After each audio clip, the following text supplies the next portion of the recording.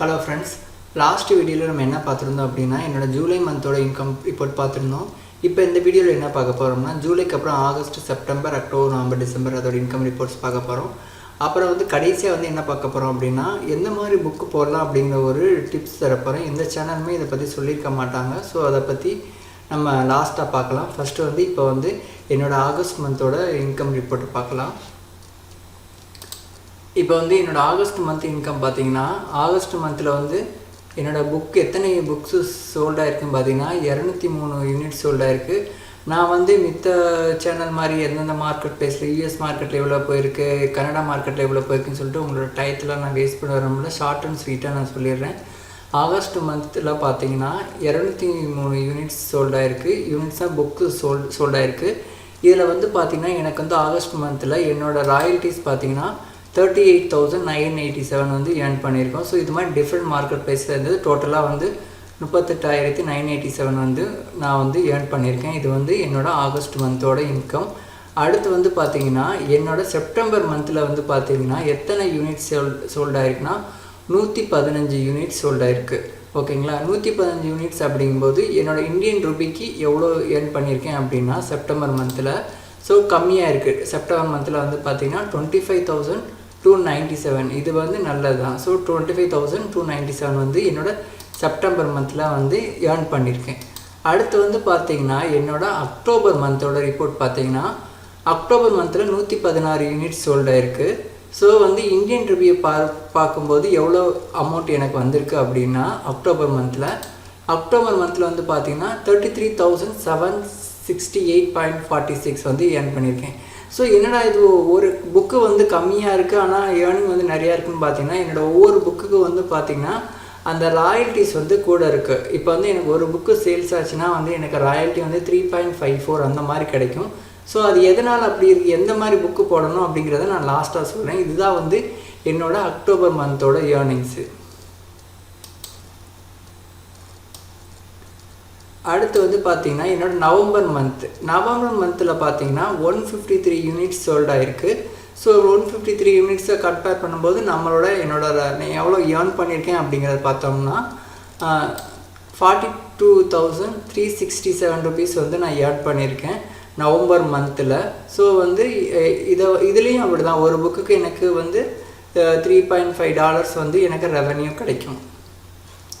So இது October month. அடுத்து December மந்தில் எனக்கு எவ்வளோ யூனிட்ஸ் சோல்டாக இருக்குது அப்படின்னு பார்த்தீங்கன்னா 271 யூனிட்ஸ் சோல்டாக இருக்குது. ஆக்சுவலாக பார்த்தீங்கன்னா டிசம்பர் மந்த் எல்லா பேத்துக்கும் நல்லா சேல்ஸ் நடக்கும். இங்கே புதுசாக வந்திருந்தவங்களுக்கு கூட நிறையா சேல்ஸ் நடக்கும். ஸோ என்னோடய டிசம்பர் மந்தோட ஏர்னிங்ஸ் பார்த்தீங்கன்னா 80,190 ருபீஸ் ஏர்ன் பண்ணியிருக்கேன் என்னோடய டிசம்பர் மந்தோடது. ஆனால் என்னோட இந்த எல்லா மந்தோட சேல்ஸும் பார்த்தீங்கன்னா நான் எதுவுமே ஆட் ரன் பண்ணவே இல்லை. எல்லாமே ஆர்கானிக் மூலமாக தான் ஏர்ன் பண்ணது. ஸோ ஆர்கானிக் அப்படிங்கிறது என்னென்னா ஆட் மூலமாக நம்ம செலவு பண்ணி அட்வர்டைஸ்மெண்ட் பண்ணி ஏர்ன் பண்ணலை. எல்லாமே ஆர்கானிக் மூலமாக தான் சேல்ஸ் ரன் ஆனது. ஸோ இப்போ பார்த்தீங்கன்னா ஓவராலாக பார்த்தோம் அப்படின்னா ஆகஸ்ட்டில் 38,000, செப்டம்பரில் 25,000, அக்டோபரில் 33,000, நவம்பரில் 42,000, டிசம்பரில் 80,000. ஸோ ஓவராலாக லாஸ்ட் 5 மந்த்ஸில் பார்த்தீங்கன்னா 2,20,000 ஏர்ன் பண்ணியிருக்கேன்.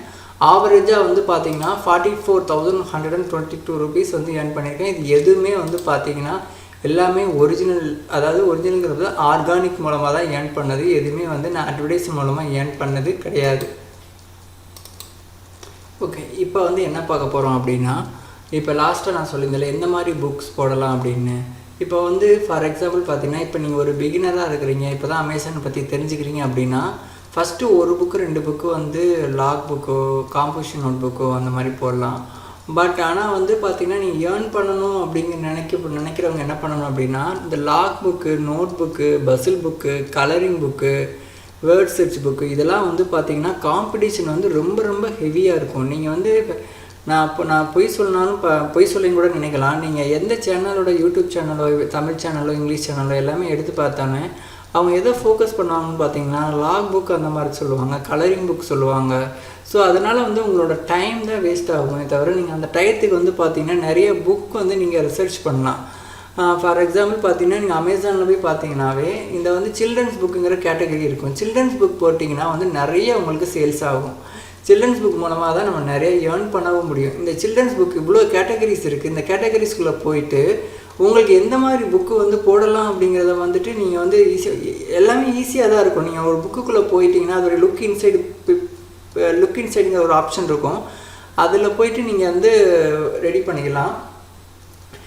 அப்படியே உங்களுக்கு தெரியல அப்படின்னா எந்த மாதிரி பண்ணணும் அப்படின்னா பேசிக்கான இங்கிலீஷ் புக் போடலாம், பேசிக்கான சில்ட்ரன் புக்ஸ் போடலாம், பேசிக்காக வந்து ஸ்டோரி புக்ஸ் போடலாம். அது எப்படி இருக்கணும் அப்படின்னா இப்போ வந்து பார்த்தீங்கன்னா இப்போ உங்கள் வீட்டில் இருக்கணும், பக்கத்து வீட்டில் இருக்கணும், அந்த மாதிரி சின்ன பிள்ளைங்களோட English book, maths book, science, social science இந்த மாதிரி புக்ஸ் இருக்குது பார்த்தீங்களா, அதை வந்து நீங்கள் ரெஃபரன்ஸாக எடுக்கலாம். அந்த புக்குக்கு பின்னாடி சின்ன சின்ன எக்ஸசைஸாக இருக்கும் பார்த்தீங்களா, அதையே நீங்கள் கம்பைன் பண்ணி ஒரு ஆக்டிவிட்டி புக்காக நீங்கள் ரெடி பண்ணி கொடுக்கலாம். அந்த மாதிரி ஆக்டிவிட்டி புக்கு வந்து நிறைய சேல்ஸ் ஆகும். அதுக்கப்புறம் வந்து பார்த்திங்கன்னா நிறைய புக் ஃபேரு, லைப்ரரிஸ் இந்த மாதிரி போய் அதாவது புக் ஃபேர்லாம் போனீங்கன்னா நிறைய சில்ட்ரன்ஸ் புக் இருக்கும். சில்ட்ரன்ஸ் புக் வந்து பார்த்துட்டு அதை வந்து நீங்கள் வந்து அது மாதிரியே நீங்கள் வந்து அதை ஒரு ஐடியாவை எடுத்து நீங்கள் அதை ஒரு 3 ஃபோட்டோ ஸ்னாப்ஸ் எடுத்து நீங்கள் அது மாதிரி பேசிக்காக வச்சு நீங்கள் ரெடி பண்ணலாம். அதே மாதிரி பார்த்திங்கன்னா இப்போ என்னோட வந்து புக்கில் வந்து பார்த்திங்கன்னா நான் வந்து ஆரம்பத்தில் வந்து இதில் வந்து 667 புக்ஸ் போட்டிருக்கேன். ஆனால் வந்து பார்த்திங்கன்னா எனக்கு வந்து சேல்ஸ் இந்த ரெவன்யூ பண்ணித்தரது பார்த்திங்கன்னா ஒரு 40 புக்கு தான் வந்துடுது. மித்த வந்து 620 புக்கு வந்து நான் என்ன பண்ணிட்டேன் அப்படின்னா பாஸ் பண்ணி வச்சிட்டேன். ஏன்னா வந்துட்டு ஆரம்பத்தில் நான் வந்து இந்த composition note book, colouring book, log book இந்த மாதிரி நிறையா போட்டிருந்தேன். அது ஒன்று, அது வந்து எனக்கு சேல்ஸ் ஆகவே இல்லை. அப்புறம் இன்னொன்று என்னாச்சு அப்படின்னா நான் வந்து அந்த ஃப்ரீ பிக் வெப்சைட்டு இந்த மாதிரி நிறைய வெப்சைட்டில் இருக்குது. அதில் வந்து நிறையா ப்ரீமியம் இல்லாததை வந்து ஸ்க்ரீன்ஷாட் எடுத்து அதை கவரில் யூஸ் பண்ணி நிறைய மிஸ்டேக்ஸ்லாம் பண்ணியிருந்தேன் ஆரம்பத்தில். ஸோ வந்து அந்த மாதிரி பண்ணோம் அப்படின்னா வந்து நம்ம வந்து அமேசான் வந்து நம்மளை வந்து பிளாக் பண்ணிடுவாங்க. நீங்கள் வந்து கேடிபியை வந்து பார்த்தீங்கன்னா விளையாட்டை வந்து நினைக்கவே கூடாது. அதை வந்து பார்த்தீங்கன்னா ஒரு பிஸ்னஸாக எடுத்து ஒரு சீரியஸ் பிஸ்னஸாக எடுத்து நீங்கள் பண்ணிங்கன்னா கண்டிப்பாக வந்து நீங்களும் இதே மாதிரி ஏர்ன் பண்ணலாம். அது மாதிரி இன்னொன்றுனா நீங்கள் இப்போ உடனே இப்போ நீங்கள் ஒரு புக்கு போட்டிருக்கீங்க அப்படின்னா வந்துட்டு நிறையா உடனே சேல்ஸ் ஆகுமாங்க நடக்காது. அதுக்கு கொஞ்சம் டைம் எடுக்கும். நீங்கள் கொடுக்குற கண்டென்ட்டை பொறுத்திருக்கு. நீங்கள் வந்து ஒரு சில்ட்ரன் புக்கு ஒரு நீஷை வந்து நீங்கள் கவர் பண்ணீங்க அப்படின்னா கிட்டத்தட்ட வந்து பார்த்திங்கன்னா எனக்கு வந்து ஒரு சில்ட்ரன் புக் ரெடி பண்ணுறதுக்கு எனக்கு குறைஞ்சது வந்து 3 months கிட்ட ரெடி ஆச்சு. 3 months நான் வெயிட் பண்ணி அந்த புக்கை நான் ரெடி பண்ணேன். அப்படி ரெடி பண்ணக்கப்புறம் தான் எனக்கு வந்து அந்த புக்கு வந்து மூவ் ஆகிடுச்சு. அந்த புக்கு வந்து நிறைய சேல்ஸ் நடந்துச்சு. ஆஃப்டர் ஒரு 1 week 2 weekலேயே வந்து சில்ட்ரன்ஸ் புக்லாம் சேல்ஸ் ஆக ஆரம்பிச்சு. ஒரு தடவை சேல்ஸ் ஆச்சு அப்படின்னா நமக்கு நல்ல ரிவ்யூ வந்துச்சு அப்படின்னா நமக்கு ரெகுலராக வந்து அந்த புக்கு சேல்ஸ் ஆகும். நம்ம ஒரு புக்கு எதுக்கு இவ்வளோ டைம் ஸ்பெண்ட் பண்ணோம் அப்படின்னா ஒரு புக்கு மூலமாகவே நம்மளால் வந்துட்டு எனக்கு வந்து ஒரு புக்கு வந்து 10,000 12,000 அந்த மாதிரிலாம் ஒரு புக்குமே வந்து நமக்கு நிறைய ஏர்னிங்ஸ் பெற்றுத்தரும். ஸோ அதனால தான் நான் சொல்கிறேன், நீங்கள் வந்து கான்சன்ட்ரேட் பண்ணுங்கள். அதாவது நீங்களாம் வந்து இந்த இவ்வளோ கேட்டகரிஸ் இருக்குல்ல, இந்த கேட்டகரிஸில் உங்களுக்கு எந்த மாதிரி புக்கு போடணும் அப்படிங்கிறத பாருங்கள். தயவு செய்து லாக் புக்கோ, ஜேர்னலோ, காம்போசிஷன் நோட் புக்கோ, கலரிங் புக்கோ எதுவுமே நீங்கள் இப்போ பண்ணாதீங்க. இனிஷியல் ஸ்டேஜில் வேணால் நீங்கள் ஒரு புக்கு 2 புக்கு எப்படி நம்ம பப்ளிஷ் பண்ணலாம் அப்படிங்கிற ஒரு ஐடியாக்காக வேணால் பண்ணிக்கலாமே தவிர அதையே வந்து நீங்கள் ரெகுலராக பண்ணிங்கன்னா கண்டிப்பாக உங்களால் ஏர்ன் பண்ணவே முடியாது. நான் கண்டிப்பாக அஷ்யூரன்ஸாக நான் சொல்லுவேன். நிறைய சேனல்ஸ் வந்து அதை தான் மோட்டிவேட் பண்ணுறாங்க. பட் ஆனால் அவங்க வந்து அது பண்ணுவாங்கன்னு கேட்டிங்கன்னா அவங்க பண்ணுறதே கிடையாது. அவங்க எல்லா பேருமே வந்து பார்த்திங்கன்னா டிஃப்ரெண்ட் நீஷ்லாம் போய் பண்ணிக்கிட்டு இருக்காங்க. ஸோ அதனால் வந்து நான் அதை தான் சொல்கிறேன். இது எந்த சேனலுமே சொல்லாததை நான் சொல்கிறேன். ஏன்னா வந்து எனக்கு அதில் எனக்கு இதில் சக்ஸஸ் கிடச்சிருக்கனால தான், ஓரளவுக்கு சக்ஸஸ் கிடச்சிருக்கனால தான் நான் உங்ககிட்ட அதை சொல்கிறேன். எனக்கு அந்த இதில் வந்து அவ்வளோவா உடன்பாடு கிடையாது. காம்போசிஷன் புக்கு, இந்த லாக் புக்கு அப்படின்னா தயவு செய்து இது பண்ணாதீங்க. அதுக்கப்புறம் உங்களுக்கு இதில் வந்து உங்களுக்கு வேறு ஏதாவது டவுட் கேள்வி பற்றி ஏதாச்சும் இருந்துச்சு அப்படின்னா நீங்கள் வந்து ஒன்று கமெண்ட் பண்ணலாம். அப்படி இல்லை அப்படின்னா எனக்கு கீழே வந்து ஒரு லிங்க்கில் வந்துட்டு என்னோடய கோர்ஸ் கொடுத்துருப்பேன். உங்களுக்கு பேசிக்ஸ் அமேசான் கேடிபியை பேசிக்ஸ் பற்றி அந்த கோர்ஸில் வந்து ஃபுல் டீட்டெயில்டாக நான் கொடுத்துருப்பேன். ஸோ நான் அதில் வந்து உங்களுக்கு நிறைய டவுட்ஸ் வந்து கிளியர் பண்ணிடுவேன். ஸோ வந்து உங்களால் ஈஸியாக நம்ம இதில் வந்து ஏர்ன் பண்ணலாம். தயவு செய்து நான் சொல்கிறேன், இந்த ஜேர்னல், லாக் புக் அதெல்லாம் விட்டுட்டு நீங்கள் வந்து நெக்ஸ்ட் லெவலில் திங்க் பண்ணுங்கள். உங்களோட வந்து நிறையா வந்துட்டு டைமை ஸ்பெண்ட் பண்ணுங்கள். ஒரு புக்குக்கு வந்து பப்ளிஷ் பண்ணுறதுக்கு நிறையா ஸ்பெண்ட் பண்ணுங்கள். இந்த இவ்வளோ டாபிக் இருக்குல்ல, இந்த ஒவ்வொரு டாப்பிக்கில் உங்களால் எந்த புக்ஸ் போட முடியும் அப்படிங்கிறத பாருங்கள். எல்லாமே ஈஸியாக தான் இருக்கும். ஸோ ரொம்ப யூஸ்ஃபுல்லாக. ஓகேவா friends, thank you so much. Next வீடியோவில் நான் உங்களை மீட் பண்ணுறேன்.